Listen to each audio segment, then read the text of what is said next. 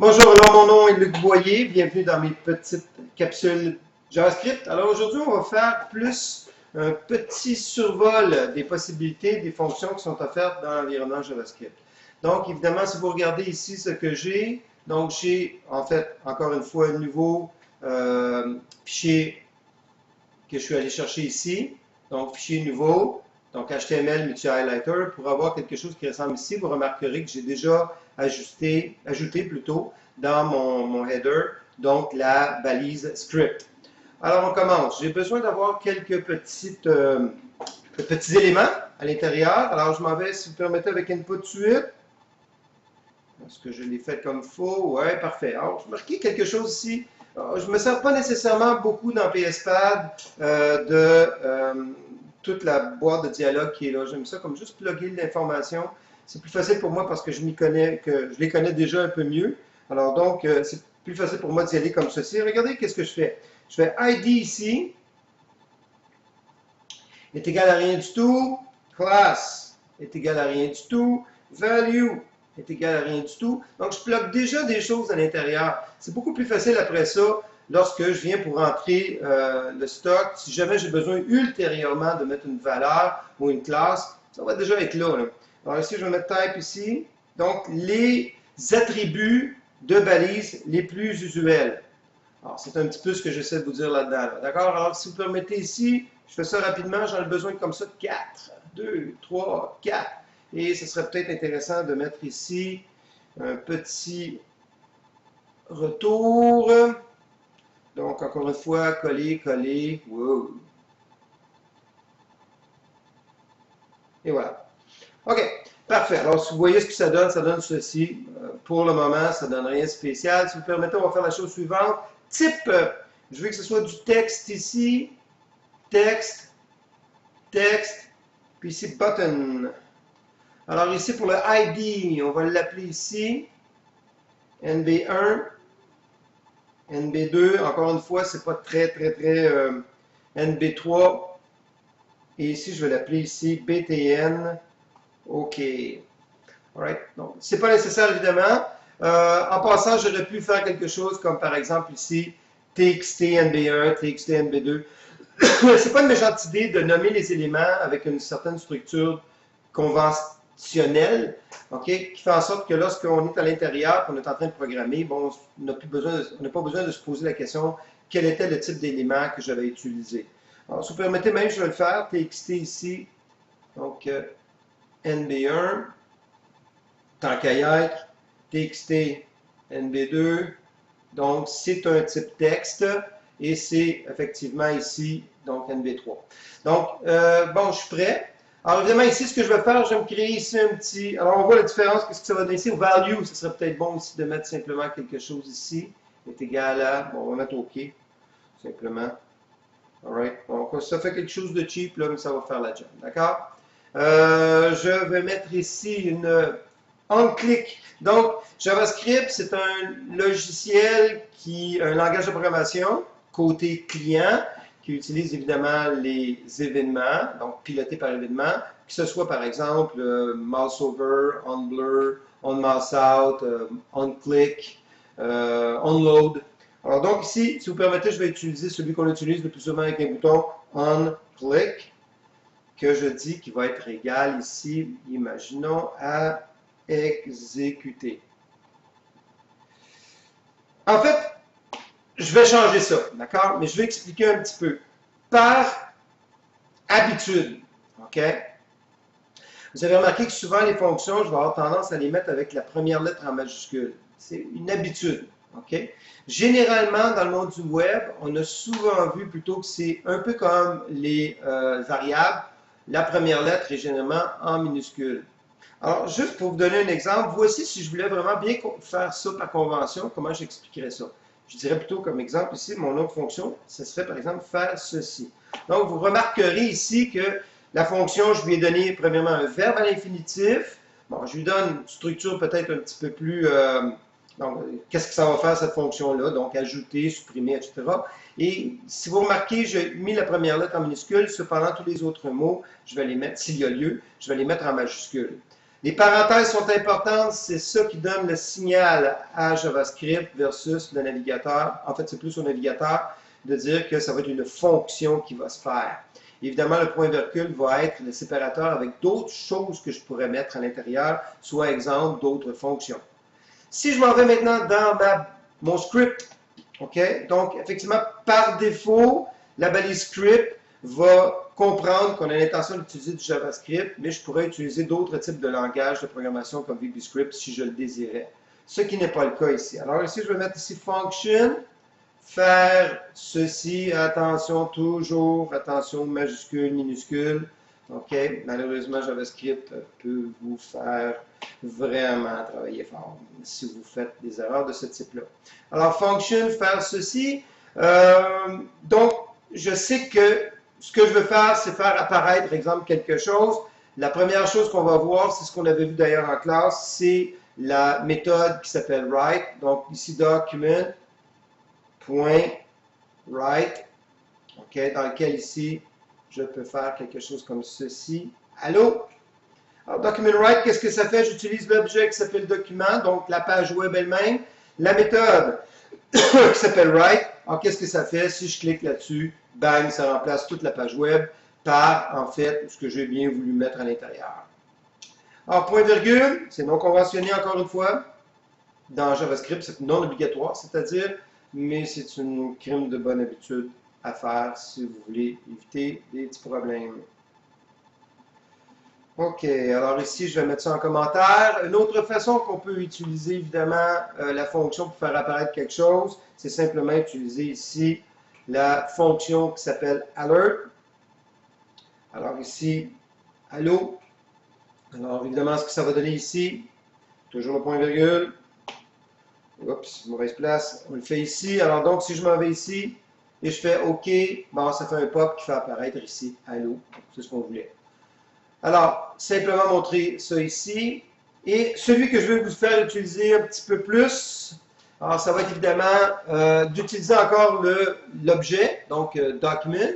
Donc cette fois-ci, je fais document.getElementById de ceci, dans lequel ici, je vais utiliser. Donc, ce qu'il faut comprendre ici, c'est que document, c'est l'objet. Je vais aller chercher ici, donc, la méthode qui s'appelle getElementById.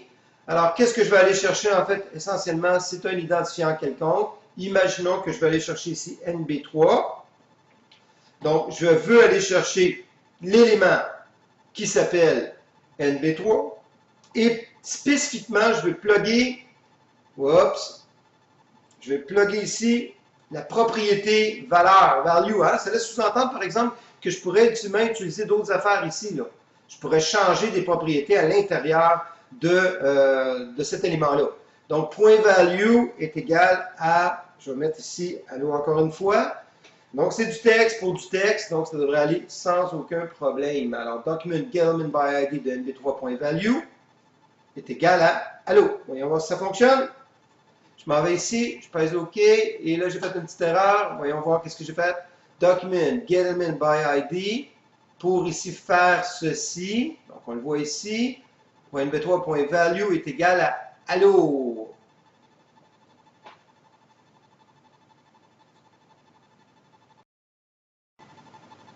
Évidemment, ça serait une bonne idée de mettre TXT. Hein?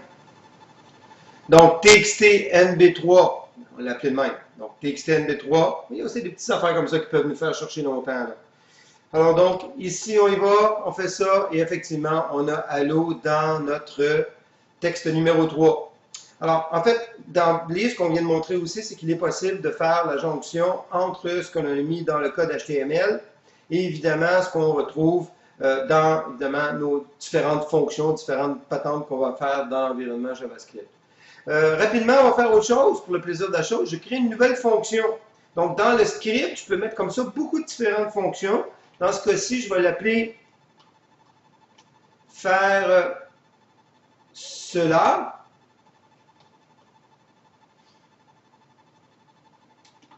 OK? Dans lequel ici, évidemment, je vais arriver puis je vais dire, bon, faire cela, je vais faire autre chose. Alors, qu'est-ce qu'on va faire ici? Tout simplement, ben, je vais faire cela.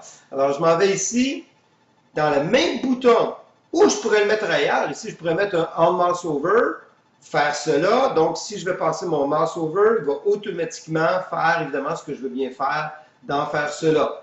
Mais je peux, puis c'était le but un peu de la chose, de dire qu'on peut, à l'intérieur du même événement, mettre plusieurs fonctions différentes. Alors ici, je vais mettre faire cela, comme ceci, point virgule. Donc, dans le même bouton, je peux faire plusieurs fonctions. Je peux réutiliser cette fonction-là aussi ailleurs dans mon code. OK? Donc, réutiliser la fonction, hein, la recycler. Bon, ici, Document Element by ID. On va faire quelque chose d'un peu spécial, si vous permettez. Je vais utiliser ici une balise qui s'appelle la balise P, que vous connaissez tous. Et ici, je vais lui donner un petit identifiant. Donc, P ici, ID est égal à, je vais l'appeler tout simplement ici, T, je vais mettre ici texte, tout simplement. OK, on devrait mettre quelque chose d'un peu mieux que ça, mais essentiellement, on va mettre texte. Et là, ce qu'il faut comprendre, c'est que là, je vais essayer de plugger quelque chose là, ici. Alright? Alors qu'il n'y a pas de propriété qui s'appelle value là-dedans. Là, OK? Il faut que j'utilise autre chose pour que ça marche. Et cette autre propriété-là, ben, c'est en fait une petite propriété qui est bien fun à utiliser qui s'appelle inner.html. Donc, document get element by ID de texte point inner HTML, attention minuscule, majuscule, et cette fois-ci, je vais mettre autre chose, je vais mettre bonjour. Comme ceci. Alors, regardez bien ce qui va se passer. Donc, je vais vérifier si tout est correct, faire ceci, faire cela. Document get element by ID de inner HTML est égal à bonjour. Bon, ça a l'air d'être pas pire. Voyons voir ce qui se passe. Donc, je m'en vais ici, je pèse sur le bouton OK, et je vois qu'effectivement, j'ai fait apparaître dans mon textbox, donc allô, et dans mon paragraphe, bonjour. Ce qui est intéressant cependant, c'est qu'on peut plugger du inner HTML, donc du code HTML. Je pourrais mettre une page web si je voulais à l'intérieur de ça. Là. OK? Je pourrais très bien mettre, par exemple, ici, bonjour. Si je veux mettre, par exemple, en bold, je sais qu'on ne fait plus ça maintenant, on va plutôt aller en CSS, mais c'est juste pour montrer qu'il est possible de le faire. Donc ici, /B. Alors donc, je peux faire ce que je veux à l'intérieur. Tout ce qui se fait de HTML, je peux mettre ça à l'intérieur. Je peux mettre une image si je veux à l'intérieur. On va le montrer dans quelques secondes. Mais tout ça, c'est possible de faire. Alors donc, ici, si on y va comme ceci, on pèse là-dessus, et je vois maintenant que c'est en caractère gras. Je peux très bien faire la chose suivante si je veux. Donc, regardez bien ici, je vais m'en aller ici. Donc, c'est pas ça que je voulais faire, désolé. Donc, ici, je vais mettre une image si je veux. Donc, ici. Donc, je vais mettre un BR.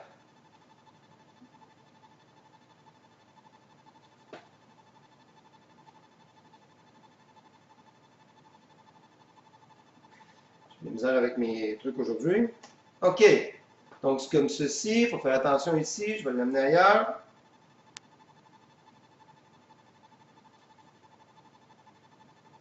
Comme cela.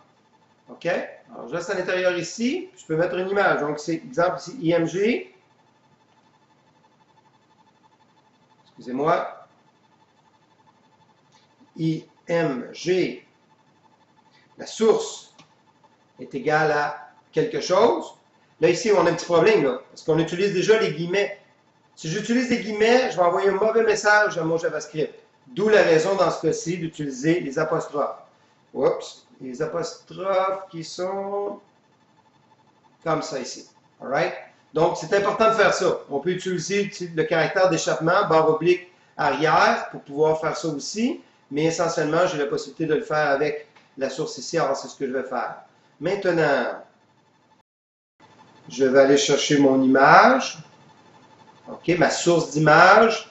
Alors, si je vais le mettre, c'est une image qui est en fait le logo du cégep. Donc, http://lescégep, image, whatever. OK, alors là maintenant, voyons voir si ça fonctionne. Je vais juste vérifier si c'est bien rentré ici. Ouais, donc c'est entre apostrophes. Est-ce qu'on aurait pu mettre les apostrophes puis mettre les guillemets à la place? C'est-à-dire apostrophe, apostrophe ici. puis à l'intérieur, mettre guillemets, guillemets, oui. L'important, c'est qu'il n'y ait pas de croisement qui se fait. OK? Parce que sinon, c'est là qu'on a du trouble.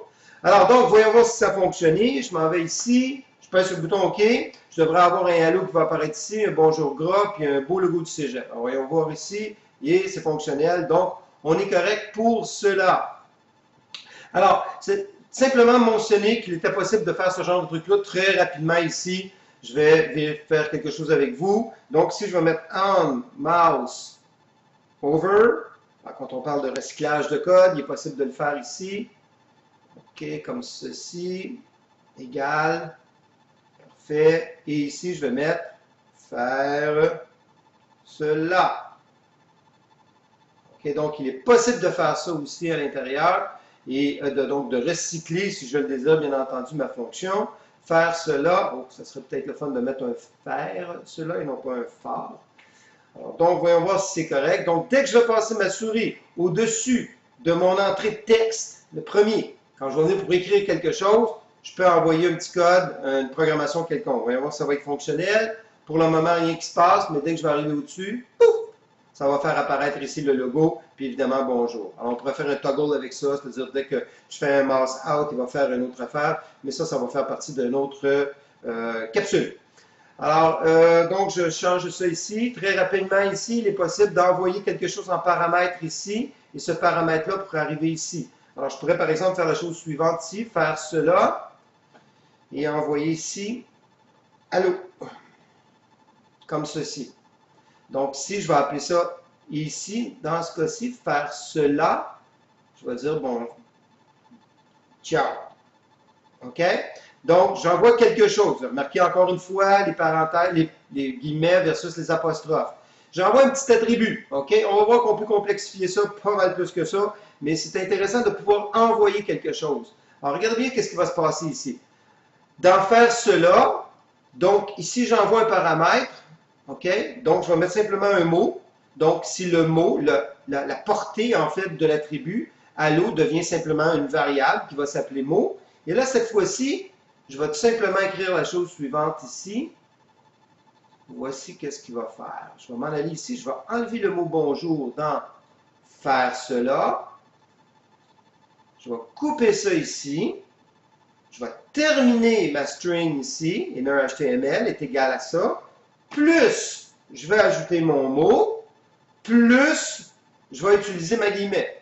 Alors, qu'est-ce que ça va faire? Ça va un peu comme le plus, ça est ce qu'on appelle un opérateur surchargé. Il peut utiliser aussi bien pour pouvoir faire des opérations mathématiques que faire de la concaténation comme ça de chaînes de texte. Alors, voyez-vous ici, le mot ici est passé en paramètre par rapport au mot ici qui, dans le fond, est égal à allô ou ciao. OK?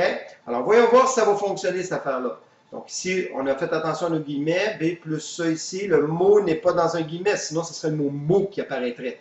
OK, c'est pas ça qu'on veut. Alors je m'en vais ici, je pèse sur le bouton OK. J'ai évidemment child qui va apparaître, ça a marché. Maintenant, refaisons-le une autre fois ici. Et cette fois-ci, je passe ma souris au-dessus. Alors je devrais avoir autre chose que child qui va apparaître. Et j'ai hello qui va apparaître. OK? Alors donc, comme ça, je peux envoyer des attributs, des variables, quelque chose comme ça, qui va me permettre en fait de faire une programmation beaucoup plus intéressante, beaucoup plus diversifiée en fait. Au lieu même de créer différentes fonctions, on peut prendre la même fonction, mais lui donner d'autres valeurs, faire des structures de décision à l'intérieur, que si le mot est égal à telle affaire, fais telle chose plutôt qu'une autre chose, tel autre logo. Écoutez, je pense que ça va un peu au-delà de ce que je l'ai montré dans cette petite capsule-là, dans cette première introduction aux fonctions. Mais je pense qu'on peut voir évidemment toutes les possibilités qui en ressurgissent. Alors, je vous invite fortement encore une fois de refaire cet exercice-là, de le comprendre un petit peu plus, de voir toutes les possibilités, faire vous-même vos propres tests. Et puis, encore une fois, très important, pratiquer. Pratiquer la syntaxe et à partir de là, une fois que la syntaxe est quand même assez acquise, on peut aller un petit peu plus loin dans notre créativité puis essayer des choses qui sont au-delà de cette petite introduction là que je voulais faire. Alors sur ça, je vous laisse un beau bonjour puis pratiquez les gang. Bye!